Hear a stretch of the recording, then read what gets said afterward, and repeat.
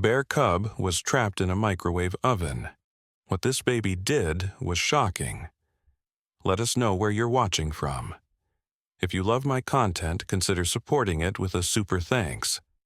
Also, don't forget to like and subscribe. It'll help us to remain in touch with amazing people like you. Morning light filtered through the windows of a small cabin nestled at the edge of whispering pine forest. Inside, little Lily Morgan, just 11 months old, sat in her wooden high chair, cheerfully smashing banana pieces with tiny fingers. Her mother, Elaine, hummed softly while washing dishes at the sink, occasionally glancing at her daughter with a tired smile. "Almost done with breakfast, sweetie." Elaine wiped her hands on a dishcloth as Lily responded with happy babbling, waving sticky fingers in the air. The cabin was their weekend retreat, a place Elaine had inherited from her grandparents. Though small and rustic, it offered peaceful escape from their busy city life whenever her husband Mason could get away from his demanding job at the hospital. Outside, the spring breeze carried the scent of pine and wildflowers through the partially open window. Birds called to each other in the trees, their songs mingling with the distant rushing of the creek behind the cabin. It was a perfect morning, the kind that made Elaine grateful they'd made the 3-hour drive despite Mason being called back to the city for an emergency surgery. "It's just you and me today, little one," Elaine said, gently wiping Lily's face and hands. "Daddy will be back tomorrow." She lifted Lily from the high chair, kissing her chubby cheek. "How about we go check on the garden? Those strawberries might be ready soon." Lily grabbed a strand of her mother's auburn hair, tugging it gently as she always did when excited. Elaine laughed, carrying her daughter to the small porch where she set her down on a colorful playmat with a few wooden toys. The porch was enclosed with a low gate, creating a safe space for Lily to play while Elaine worked nearby. "Stay here where I can see you, sweetie. Mommy's just going to be right over there." Elaine pointed to the small garden patch 20 feet away, visible from the porch. Lily was content, busy examining a wooden block with intense concentration, her dark curls falling over her forehead as she turned the toy in her hands. Unknown to mother and daughter, deeper in the forest, a different kind of family drama was unfolding. A mother black bear anxiously paced around a fallen tree. Her cub, a curious 4-month-old male she'd been teaching to forage, had wandered off while she was digging for grubs. Now his scent trail led dangerously close to the edge of the forest, toward human territory, a boundary she knew to avoid. The cub, whom rangers in the area had nicknamed Rusty for his unusually reddish-brown fur, had followed the enticing smell of something sweet. Hungry and adventurous, he padded through the underbrush, his small paws leaving faint impressions in the soft earth. The scent grew stronger as he approached the tree line, where the forest opened up to reveal the back of a human dwelling.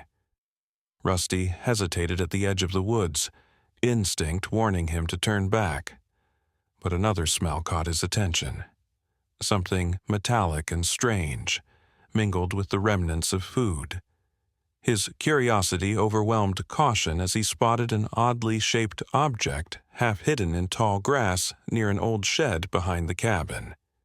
Back on the porch, Lily had grown bored with her wooden blocks. She pulled herself up using the porch railing, her legs still wobbly, but growing stronger every day. Elaine glanced up from where she was pulling weeds, giving her daughter an encouraging wave. "Look at you standing all by yourself," she called. "Such a big girl." Lily beamed with pride, bouncing slightly on her pudgy legs. But then something caught her eye, a movement at the edge of the forest. She stared intently, her smile fading into a look of curious concentration. There, partially hidden by tall grass, was a small, furry creature sniffing around the old shed where Mason stored gardening equipment. The bear cub had found what attracted him, an old microwave oven someone had dumped behind the shed months ago, planning to take it to the recycling center. Inside, remnants of food still clung to the walls, and the door hung partially open. The smells were irresistible to the hungry cub. Lily watched, fascinated, as the small bear pawed at the strange object. She made a soft cooing sound, pointing toward the forest edge. Elaine, focused on a stubborn root, didn't notice her daughter's discovery. "What is it, sweetie? Did you find a new toy?" Elaine asked distractedly, not looking up. Rusty became bolder, pushing his head further into the microwave. His little body halfway inside as he stretched to lick something stuck to the back wall. Then disaster struck. The rusted hinge gave way, and the door swung shut with a dull click, trapping the cub inside. At first, Rusty froze in confusion. Then panic set in. He began scratching frantically, pushing against the door, but it had latched shut. His frightened whimpers grew louder as he fought against his prison, the microwave rocking slightly with his efforts. Lily's eyes widened at the strange sight. The furry thing was now inside the box, and it sounded upset. Her little face scrunched with concern, recognizing distress even if she didn't understand what was happening. She gripped the railing tighter, bouncing anxiously. "Bah! Bah!" Lily called out, her version of trying to alert her mother. Elaine wiped sweat from her brow. "Just a minute, Lily. Mommy's almost done." She pulled the last weed from around the strawberry plants, unaware of the drama unfolding behind the shed. Lily's instincts told her something was wrong. The fuzzy creature was making scared noises, like she did when she woke from bad dreams. With determination surprising for one so young, she lowered herself from standing position and began crawling toward the gate of the play area. The gate wasn't latched properly. Elaine had been carrying gardening tools when she'd closed it. With several determined pushes from Lily's small hands, it swung open just enough for her tiny body to squeeze through. Freedom achieved, Lily paused only briefly before continuing her mission. She crawled down the porch steps that Mason had built with a gentle slope rather than steep stairs, specifically with his daughter's safety in mind. Her movements were purposeful as she made her way across the yard, driven by curiosity and an innocent desire to help. Elaine, still focused on the garden, assumed the occasional glances toward the porch were sufficient. Lily was usually content to play in her safe space for at least 15 minutes before demanding attention. She had no reason to suspect her daughter had embarked on a dangerous adventure. As Lily crawled closer to the shed, the cub's cries grew more distressed. Inside the microwave, Rusty was panicking, scratching desperately at the door, his small claws leaving marks on the plastic window. He couldn't understand what had happened or why he couldn't escape. Lily reached the corner of the shed, her determination unwavering. The strange box with the trapped creature was just a few feet away now. The cub's frightened whimpers tugged at something deep in her young heart, a natural empathy that adults often lose. In the forest, the mother bear had followed her cub's scent to the edge of the trees. She stood on her hind legs, sniffing the air anxiously. She could smell her cub, but also the threatening scent of humans.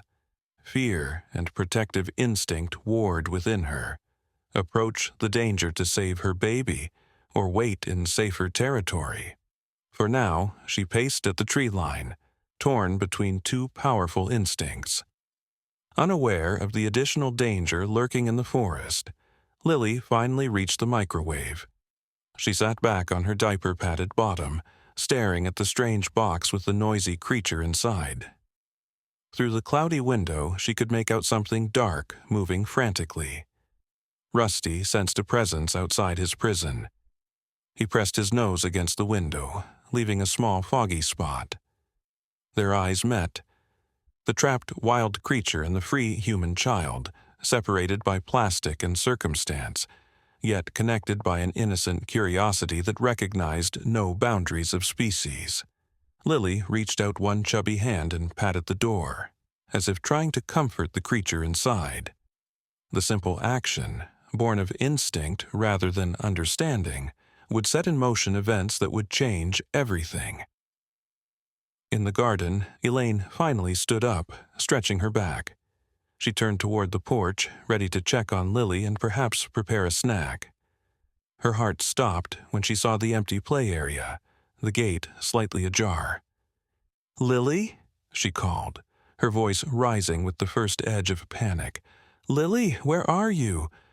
Her eyes scanned the yard frantically, falling on a small shape near the old shed. Her baby, sitting far from where she should be, next to something Elaine couldn't quite make out from this distance. "Lily!" she screamed, dropping her gardening tools and breaking into a run. As she raced across the yard, time seemed to slow, her mind filling with terrible possibilities. What was her baby doing? What was that dark shape moving behind the shed? And in the forest, the mother bear made her decision.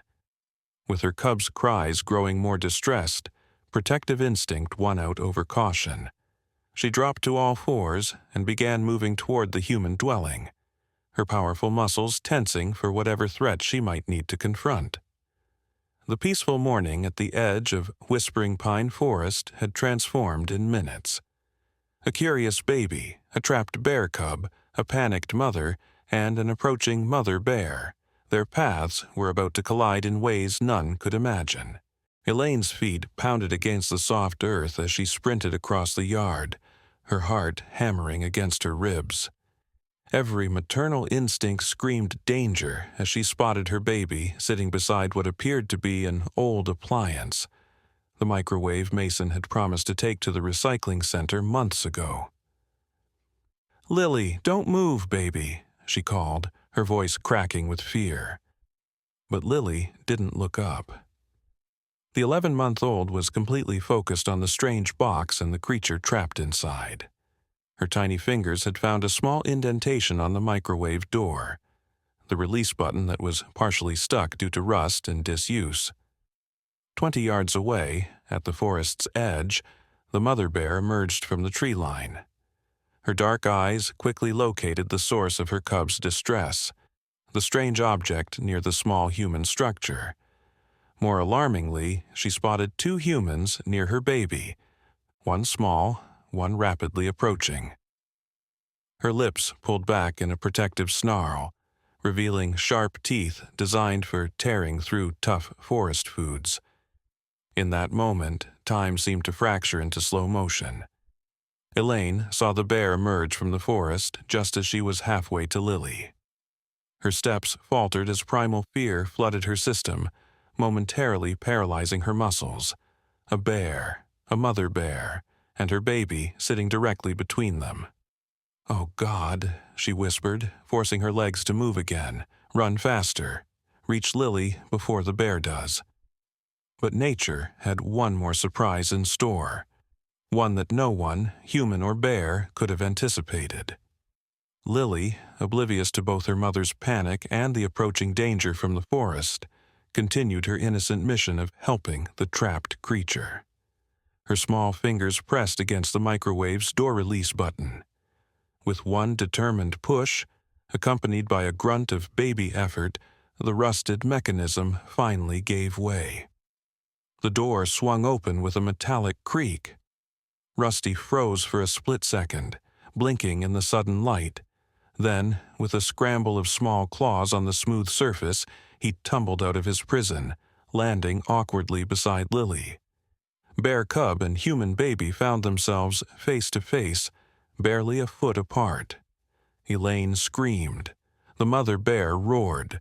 Both raced toward their children, certain they were witnessing their worst nightmare unfolding. But Lily and Rusty shared no such fear. The baby girl giggled, delighted by the furry creature now free from the box.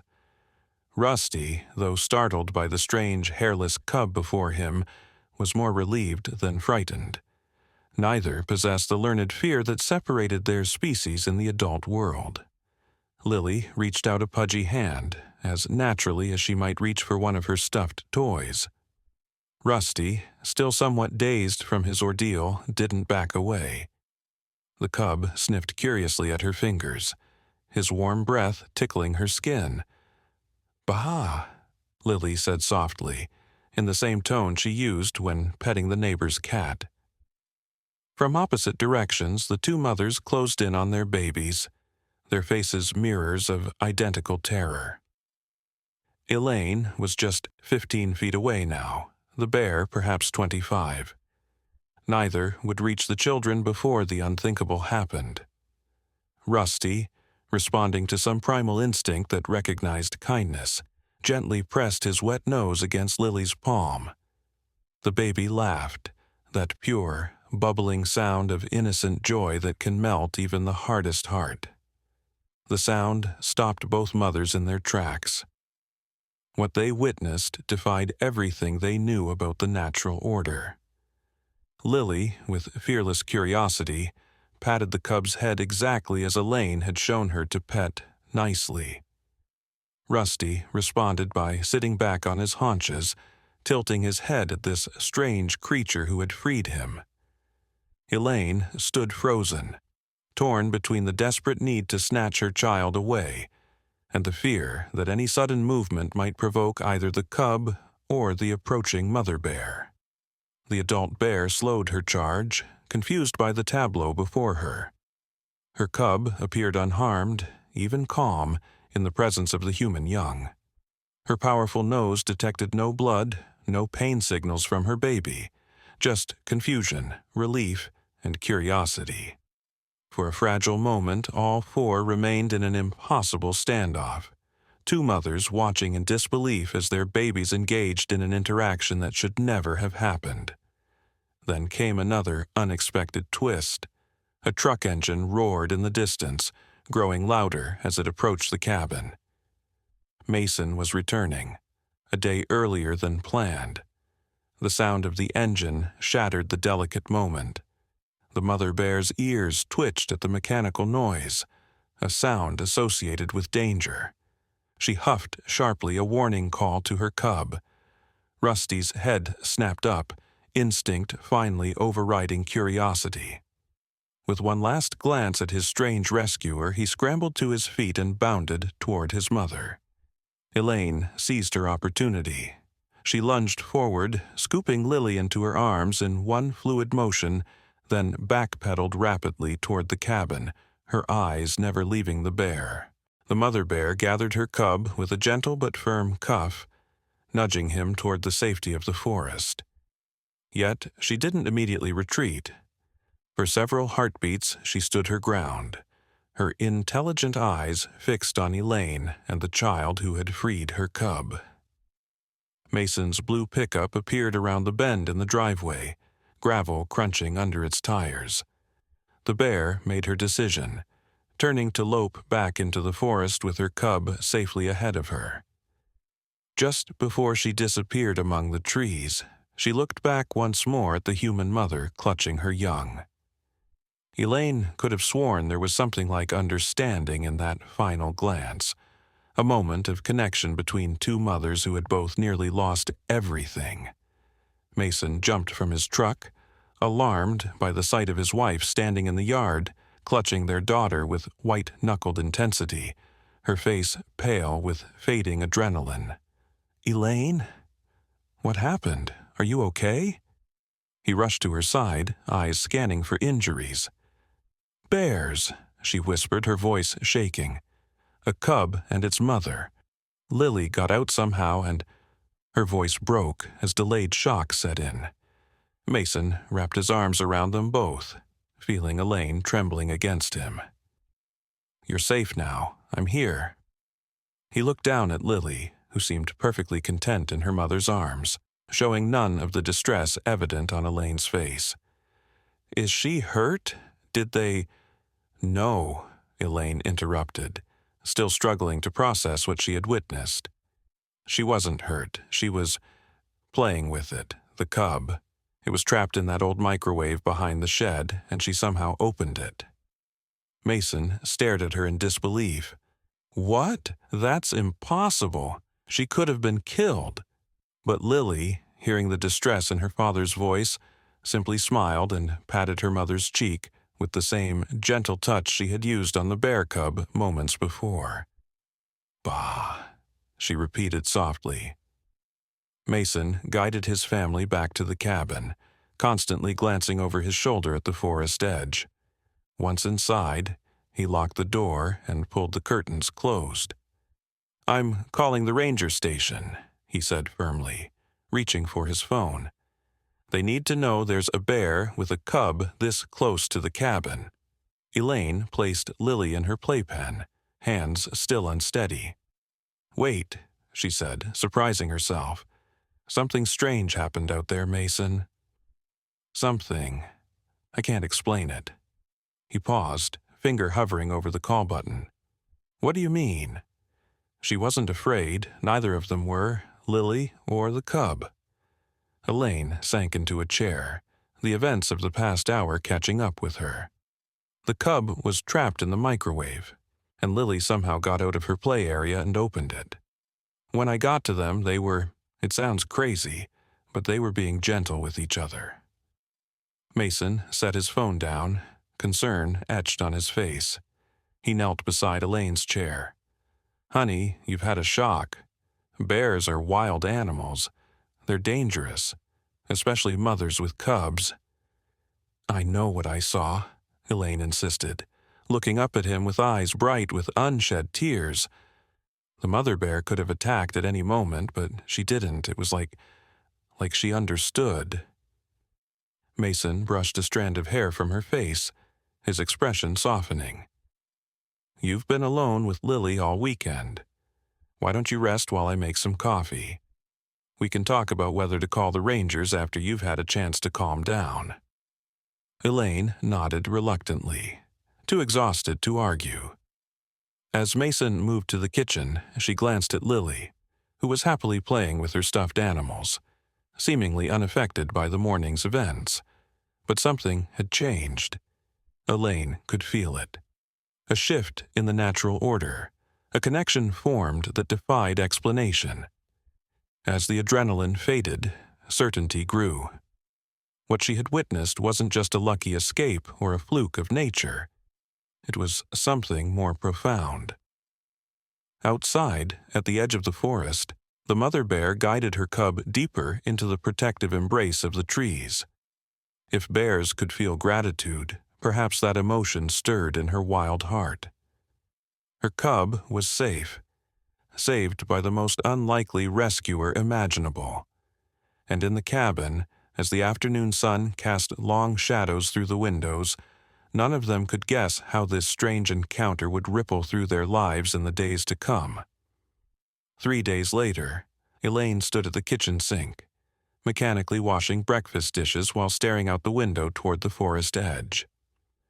They had returned to their primary home in Cedar Ridge, the small town 30 miles from their weekend cabin, but her thoughts remained in Whispering Pine Forest. Mason had convinced her not to report the bear incident to the Rangers, arguing that the animals had returned to the forest without causing harm, and a report might lead to their relocation or worse. Though she had agreed, the encounter continued to haunt her waking thoughts. "You're still thinking about it, aren't you?" Mason asked, entering the kitchen with Lily balanced on his hip. He had taken the week off after seeing how shaken Elaine remained. "I can't stop," she admitted, drying her hands on a towel. "Every time I close my eyes, I see that bear looking at me, at us." There was intelligence there, Mason, understanding.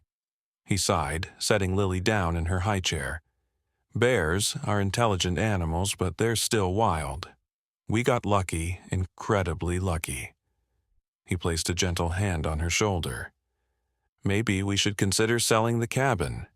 Find a weekend place with less wildlife." Elaine stiffened under his touch. "Number? That's not the answer." "Then what is?" "I can't risk something like this happening again. Next time—" "There won't be a next time," she interrupted. "I won't let Lily out of my sight like that again. The doorbell rang, interrupting their conversation. Mason squeezed her shoulder before going to answer it. Moments later, he returned with a puzzled expression, followed by a tall, weathered man in a forest ranger's uniform. "This is Ranger Daniel Collins," Mason introduced him. "He says he needs to speak with us about an incident at our cabin." Elaine's heart sank. Someone must have seen the bears and reported them after all. Ranger Collins removed his hat, nodding respectfully. "Mrs. Morgan, I apologize for intruding, but we've had some unusual bear activity reported near your family's cabin, and I understand you were there this past weekend." "Who reported it?" Elaine asked cautiously. "We didn't see any neighbors around." Actually, it was a wildlife photographer who was documenting the spring bear population. The ranger reached into a folder he carried. "He captured some, remarkable images that I thought you should see." He placed several high-resolution photographs on the kitchen table. Elaine gasped. The photos clearly showed her cabin, the shed, and, most shockingly, Lily sitting beside the microwave with the bear cub. One image captured the exact moment when the cub touched its nose to Lily's palm. "These were taken from quite a distance with a telephoto lens," the ranger explained. "The photographer was observing the mother bear and cub from a research blind when he noticed them approaching your property. He was about to call it in as an emergency when he witnessed this." He gestured to the photos. "In 23 years as a ranger, I've never seen anything like it." Mason picked up one of the photos, his face pale. "My God," he whispered. "It really happened exactly as you described." Elaine sank into a chair, staring at the photographic evidence of what she had begun to think might have been some stress-induced hallucination. "What happens now? Are you going to relocate the bears?" Ranger Collins shook his head. "That's actually why I'm here. The research team is very interested in this interaction. This mother bear, we call her Willow, has been tagged and studied for nearly 4 years. She's always been unusually calm around humans at a distance, but this level of tolerance—" He trailed off, still seeming unable to believe it himself. "What are you suggesting?" Mason asked warily. "With your permission, the research team would like to place additional cameras near your cabin. They'd be unobtrusive, and you wouldn't have to do anything special. Just use the cabin as you normally would on weekends. They're hoping to observe whether this was truly a unique event or part of a changing pattern of behavior." Mason immediately shook his head. "Absolutely not. My daughter nearly encountered a wild bear. We're not going to participate in some nature experiment that might put her at risk again." But Elaine was still staring at the photographs. Lily's expression of pure joy as she touched the bear cub had been perfectly captured. There was no fear, no danger in that moment, only connection. "What if it wasn't just chance?" she asked quietly. Both men turned to look at her. "What if it means something?" Elaine continued, meeting the ranger's eyes.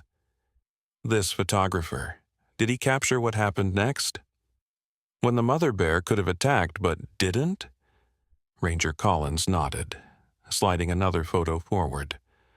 This one showed Elaine holding Lily, backing away from the mother bear, who stood at the edge of the forest with her cub nearby. The bear's posture was alert, but not aggressive. "This is what interests the research team the most," he explained.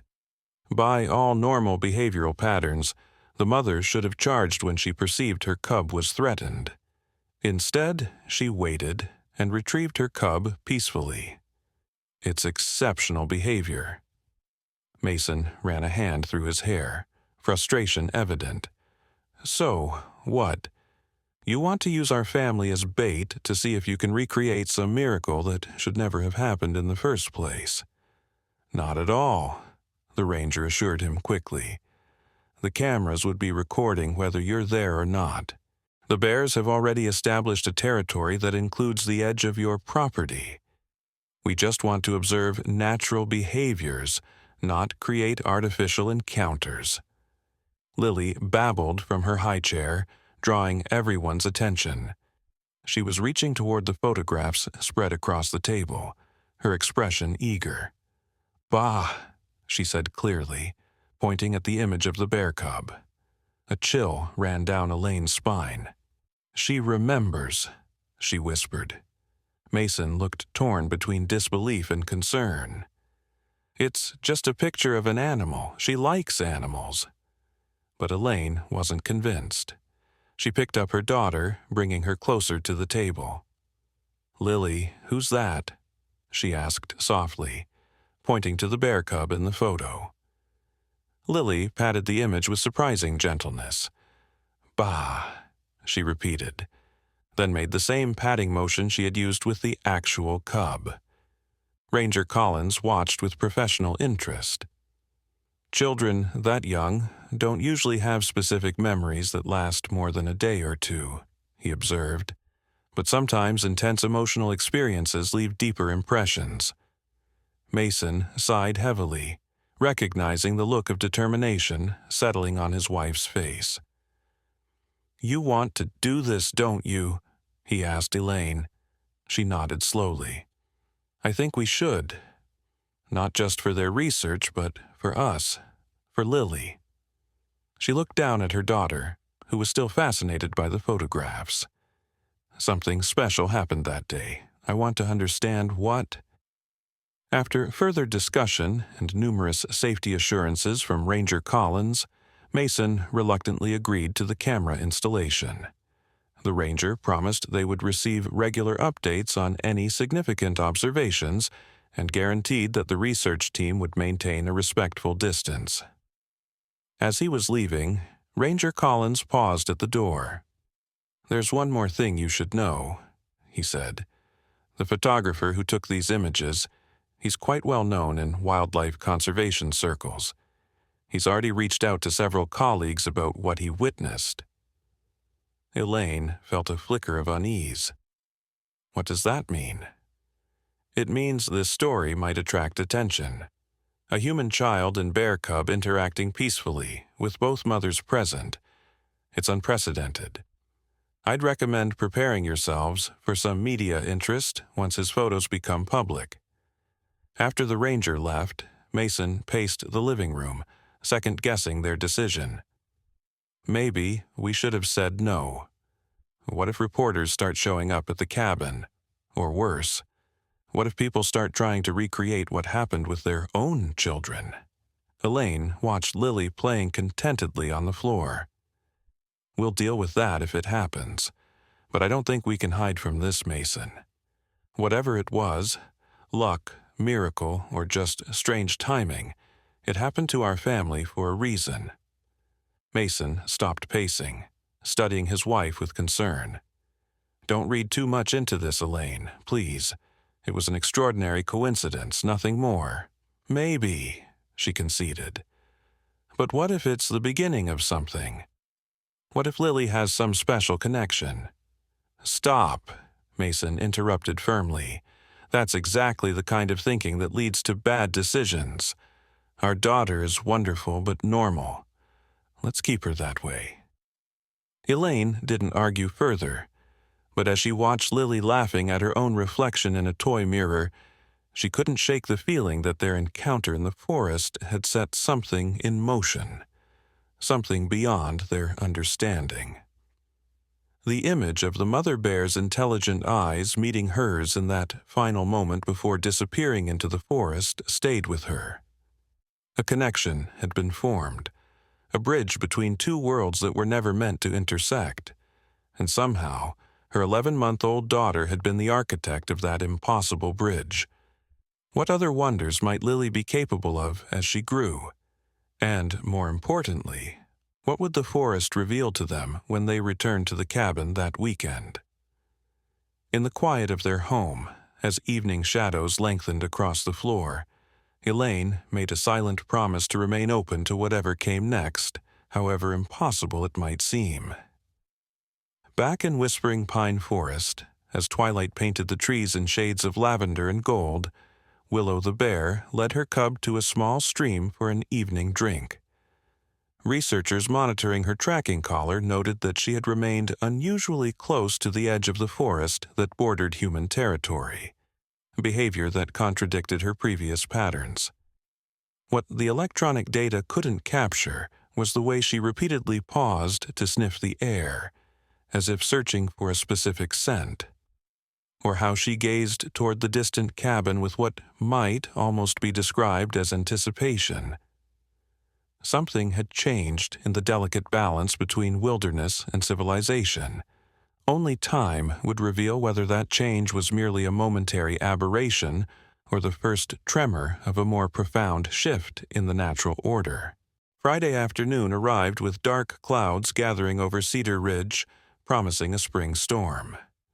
Elaine packed the final items for their weekend trip to the cabin, while Mason loaded the car, still harboring reservations about returning so soon after the bear incident.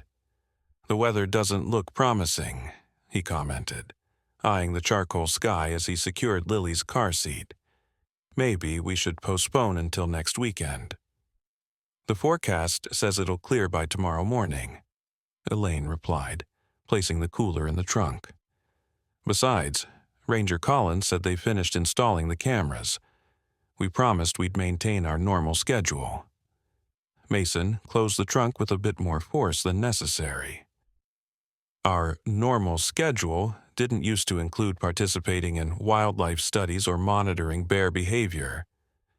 "They're just cameras, Mason," Elaine said softly, touching his arm. "We won't even notice them."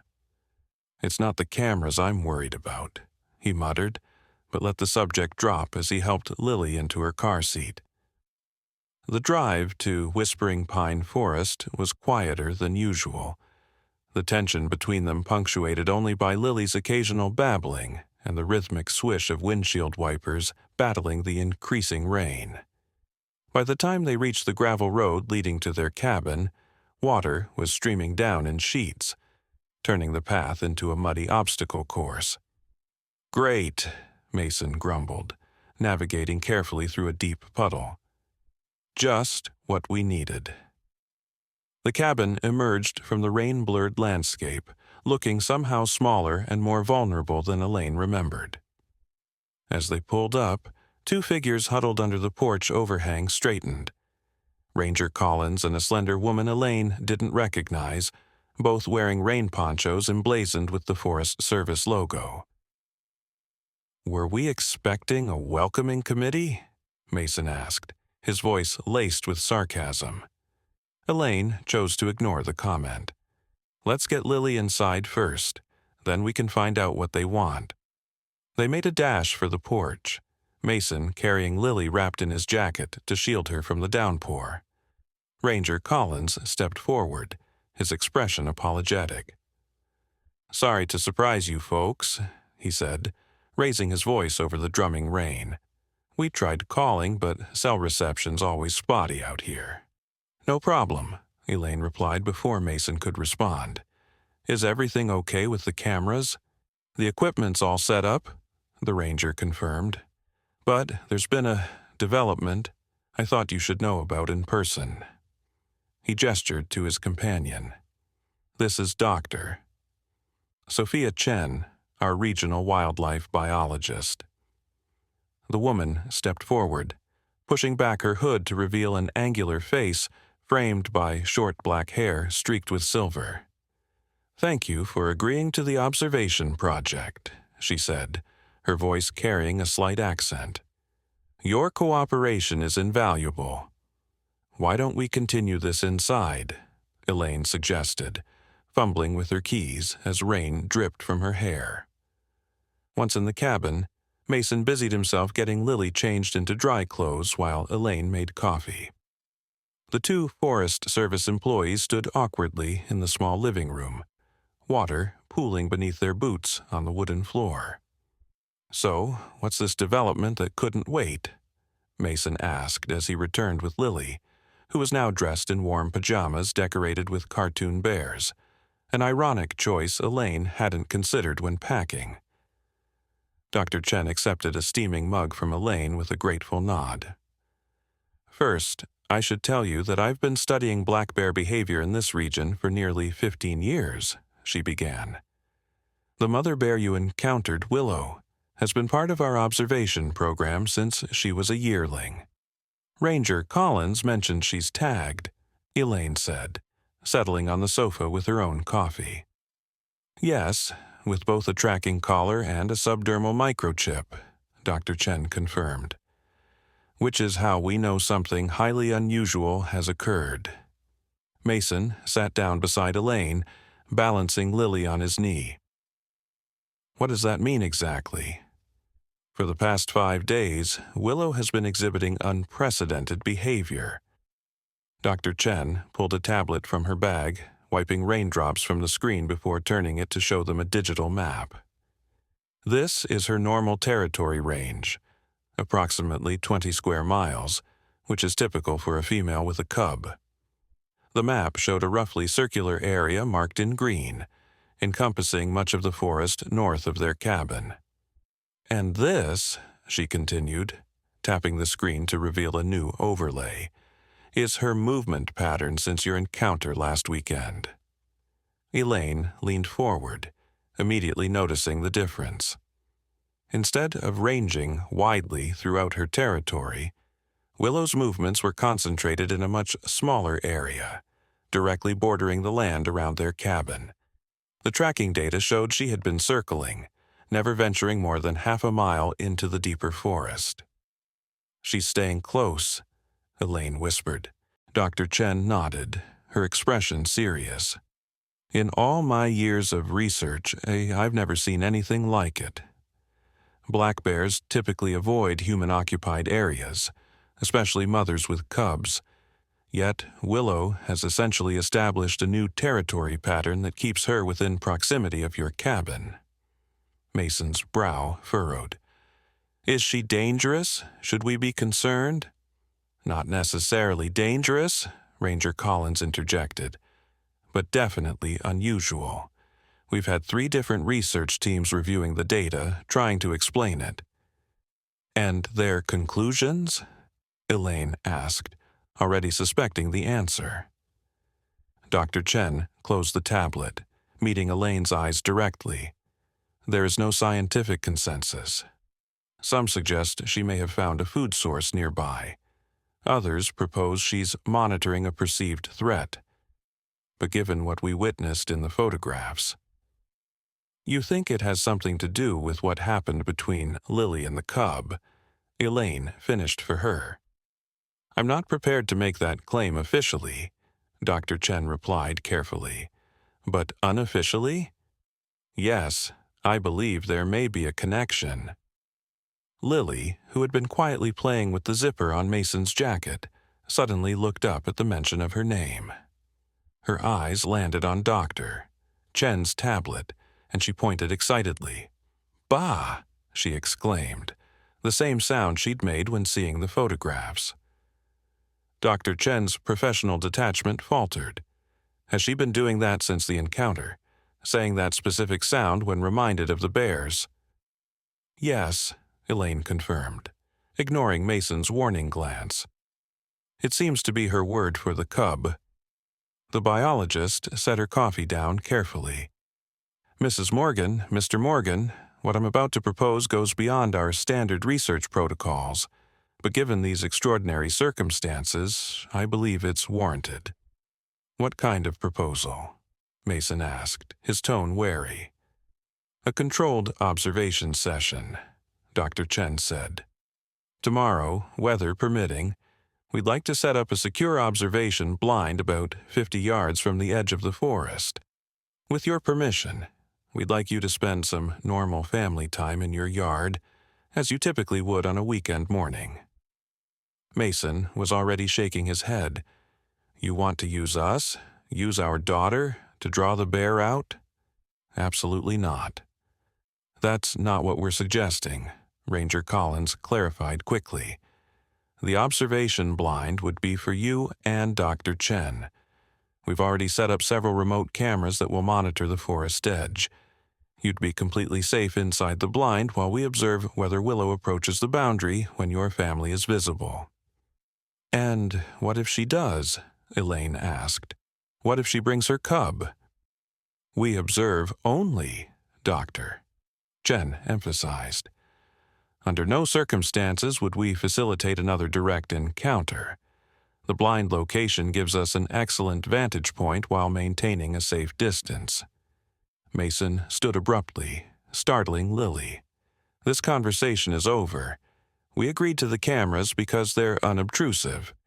We did not agree to turn our family weekend into a scientific experiment."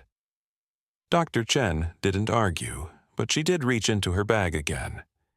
"Before you make a final decision, there's something else you should see." She withdrew a small envelope and handed it to Elaine. "These were captured by one of our motion sensor cameras yesterday." Elaine opened the envelope as Mason looked over her shoulder. Inside were several printouts of night vision photographs. The first showed Willow standing at the edge of the forest, looking directly toward their cabin. The second captured her cub, Rusty, playing in the tall grass just beyond the tree line. But it was the third image that made Elaine's breath catch. The photo showed Willow delicately carrying something in her mouth as she approached the back of their shed, the same area where the microwave had been. Even in the grainy green-tinted image, the object was clearly identifiable, a small honeycomb dripping with wild honey. "She brought an offering, Doctor," Chen said quietly, "and left it precisely where her cub was trapped and freed." Mason sank back onto the sofa, his expression unreadable as he stared at the photographs. "Bears don't bring offerings," he said, though his voice had lost its edge of certainty. "That's anthropomorphizing." "Normally, I would agree with you," Dr. Chen replied. "Which is why this behavior is so remarkable. Black bears occasionally cache food, but they don't typically transport it long distances unless feeding cubs. There was no practical reason for Willow to bring honeycomb to your property." The cabin fell silent, except for the steady drumming of rain on the roof and Lily's soft babbling as she reached for the photographs. Even Mason seemed at a loss for words. "We'll think about it," Elaine finally said. "Can we let you know in the morning?" The researchers agreed, leaving their contact information before venturing back into the storm. As the door closed behind them, Mason turned to Elaine with an expression that mixed concern with something approaching wonder. "What are we getting ourselves into?" he asked softly. Elaine looked down at Lily, who had fallen asleep against her father's chest, one small hand still clutching the photograph of the bear's offering. "I don't know," she admitted, "but I think it's already bigger than us." Outside, the rain continued to fall, washing away the last light of day as darkness settled over Whispering Pine Forest. Somewhere beyond the veil of trees and water, a mother bear and her cub sheltered together, waiting. Dawn broke clear and golden after the storm, painting the forest in shimmering light as water droplets captured the early sun. Elaine woke to find Mason's side of the bed empty. Following the sounds of quiet activity, she found him on the back porch, cup of coffee in hand, staring intently at the forest edge. "You're up early," she observed, accepting the second cup he'd prepared for her. "Couldn't sleep?" "Been awake since 4, he admitted. "Kept thinking I heard something outside." "Bears?" she asked, scanning the tree line. He shook his head. "Probably just branches settling after the storm, but I found something." He gestured toward the shed. "The honeycomb is gone." Elaine set her coffee down. "Gone? Did you check for tracks?" "First thing. The rain washed most away, but there were partial paw prints leading back to the forest."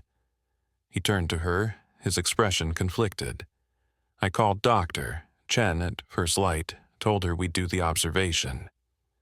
Surprise and gratitude washed over Elaine. She had expected a continued argument, not capitulation. What changed your mind? Mason ran a hand through his disheveled hair. I'm a doctor, Elaine. I believe in science, in observable facts. And the fact is, something scientifically improbable is happening here. He looked back toward the forest. If there's even a small chance that understanding it could contribute something valuable to our knowledge of wildlife behavior, or interspecies communication. Elaine leaned against him, resting her head on his shoulder. Thank you, she whispered. Don't thank me yet, he replied, his arm circling her waist. I've set some firm conditions. We'll be in the blind the entire time with 2 rangers present. Lily stays with us constantly, and at the first sign of any danger, we leave immediately, study or no study. Agreed, Elaine said without hesitation. When do they arrive? 9 o'clock. Gives us time for breakfast and to prepare. He drained his coffee cup. Speaking of which, our little bear whisperer is probably waking up by now. Inside, they found Lily already awake in her portable crib, playing contentedly with her stuffed rabbit. She greeted them with a wide smile, arms reaching up to be lifted. Good morning, sweetheart, Elaine cooed, breathing in the sweet baby scent as she held her daughter close. Did you have good dreams? As if in answer, Lily pointed toward the window facing the forest. Bah! She exclaimed cheerfully. Mason and Elaine exchanged glances over her head, part amusement, part wonder, and just a touch of unease.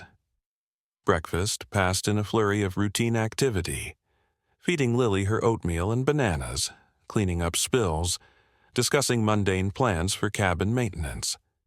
It was almost possible to pretend this was just another family weekend, undisturbed by extraordinary events.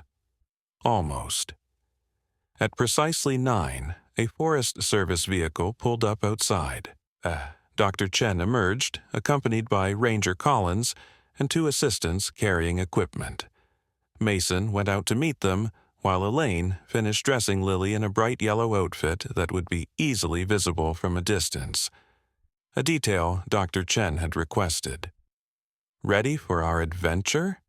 Elaine asked, kissing Lily's chubby cheek.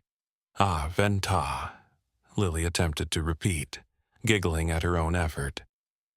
The observation blind had been set up on a small rise overlooking the back of the cabin, offering an unobstructed view of both the yard and the forest edge beyond.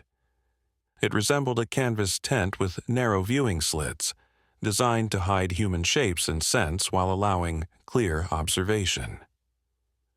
The location is perfect, Doctor, Chen explained as they settled inside. It gives us visual coverage of the entire area where Willow has been active, while keeping us downwind. The interior was cramped but functional, with folding stools, a small table for recording equipment, and even a cooler with water and snacks. One of the assistants, introduced as Tyler, would remain with them to operate the specialized camera equipment, while Ranger Collins and the other assistant monitored from a second position further along the forest border. Our thermal imaging cameras are already detecting heat signatures in the forest, Tyler informed them, adjusting a monitor. 2 larger mammals approximately 200 yards in, likely our bears based on movement patterns. Dr. Chen handed Elaine a small earpiece. This will allow you to hear any updates from our team, she explained. Once we begin, it's important to act naturally. Just enjoy family time in your yard as you normally would. What exactly are you expecting to happen? Mason asked, adjusting Lily on his lap. Honestly, I'm not sure, the biologist admitted. Best case scenario, we observe Willow's behavior from a distance and gather data on her unusual territorial pattern. Worst case, we spend a few hours watching an empty forest edge. And if she approaches with her cub, Elaine pressed. "We observe only, Doctor," Chen emphasized. "No interaction, no approaching them. The primary goal is documentation." With final instructions exchanged, Mason, Elaine, and Lily made their way down to the cabin yard, equipped with a picnic blanket and some of Lily's outdoor toys. They settled in a sunny spot about 30 yards from the forest edge, close enough to be visible from the trees, but far enough to retreat quickly to the cabin if necessary. Lily seemed oblivious to the scientific observation, happily playing with colored blocks on the blanket while her parents maintained a somewhat stilted conversation, acutely aware of the cameras and researchers documenting their every move. An hour passed, with no sign of the bears. Mason began to relax slightly, lying back on the blanket to point out cloud shapes to Lily, who giggled at his animated descriptions. Elaine was arranging sandwiches from the small cooler they'd brought when the earpiece crackled to life. "Movement at the northeast edge," came Tyler's voice, professional but tense. "Thermal shows 2 signatures approaching the clearing. Hold positions and continue as normal." Elaine's heart skipped a beat. She casually touched Mason's arm, giving a slight nod toward the forest. He immediately understood, sitting up slowly while maintaining his cheerful demeanor for Lily's benefit. "Who wants lunch?" Elaine asked brightly, her voice betraying none of the adrenaline now coursing through her veins. Mason positioned himself subtly between Lily and the forest edge, handing her a small cup of apple juice while keeping peripheral awareness of the tree line. Minutes crawled by in agonizing slowness. Then, between one breath and the next, they appeared. Willow emerged first, a dark, powerful presence at the edge of the sunlit clearing. She paused, nose raised to test the air, intelligent eyes scanning the yard before locking onto the family on the blanket. Behind her, partially hidden by tall grass, Rusty's smaller form shifted nervously. "They're here," Elaine whispered, the words barely audible. "Don't move," Mason murmured back. "Stay calm." But Lily, with that inexplicable awareness children sometimes possess, sensed the change in atmosphere. She twisted in Mason's gentle grip, looking over his shoulder toward the forest. The moment she spotted the bears, her reaction defied all expectation. "Bah!" she squealed in unmistakable delight, clapping her hands with excitement. The sound carried across the yard, causing Willow to tilt her head in an almost human gesture of curiosity. Rusty, emboldened by the familiar voice, poked his head out further from behind his mother.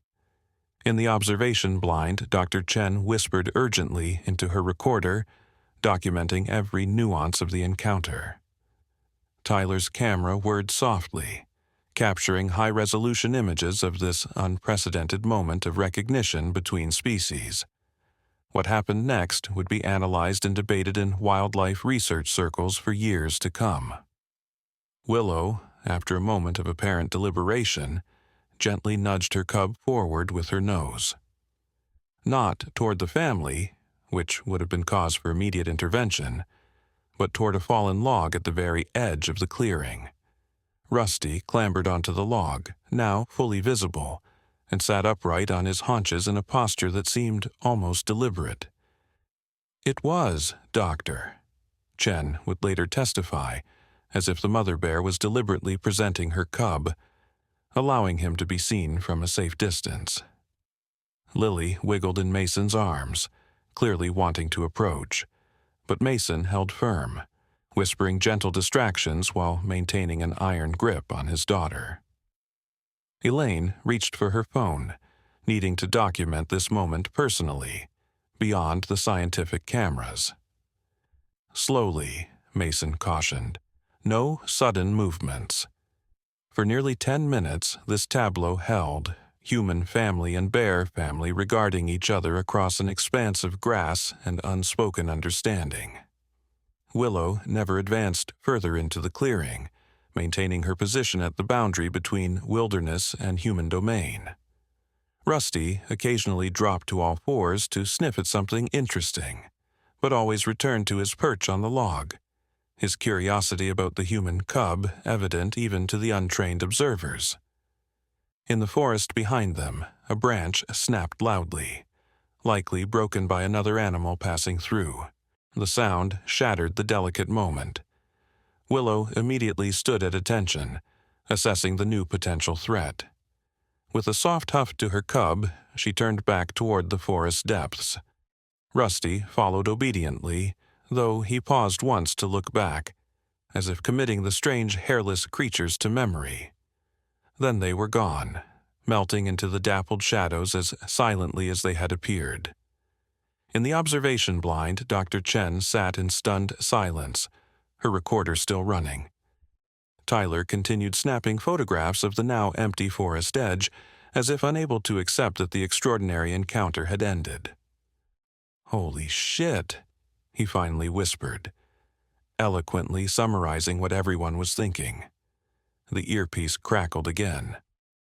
"All families return to the blind immediately," came Ranger Collins' voice. "Repeat, return to the blind now, while we confirm the bears have fully withdrawn." Mason didn't need to be told twice. He gathered Lily into his arms while Elaine quickly packed their picnic, and they made their way swiftly up the hill to the observation post. Dr. Chen met them at the entrance, her typically composed features alive with barely contained excitement. "Remarkable," she breathed. "Truly unprecedented behavior.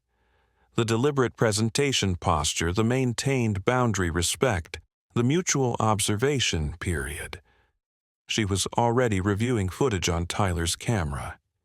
"This changes everything we thought we knew about Ursine cognitive processing." Mason set Lily down on a stool, his hands slightly unsteady with receding adrenaline. "What exactly did we just witness, Doctor?" "In plain English?" Dr. Chen looked up from the camera display. "In plain English. I believe we just witnessed a mother bear introducing her cub to your family, from what she determined was a safe distance." "That's not possible," Mason said automatically, though without conviction. "Bears don't introduce their young. They're not social animals like primates." "Correct, by all previous understanding," Dr. Chen agreed, "which is why this observation is so significant. Willow is displaying behavior that contradicts our established knowledge of black bear social patterns." She looked at Lily, who was contentedly drinking her juice, unaware of the scientific breakthrough she had partially catalyzed. "Something about your previous encounter has altered her behavioral algorithms." Elaine sank onto a stool beside her daughter. "She remembers," she said simply.